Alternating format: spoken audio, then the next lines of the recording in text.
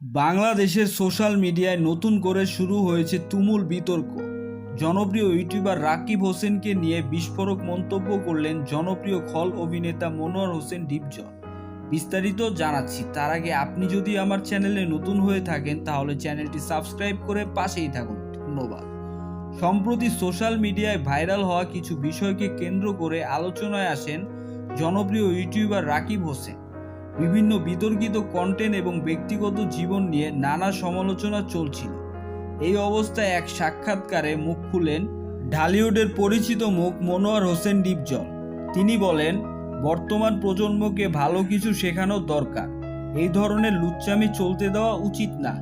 ডিপজলের এই মন্তব্য প্রকাশ্য আসার পরেই নেটিজেনদের মধ্যে শুরু হয়েছে তুমুল আলোচনা।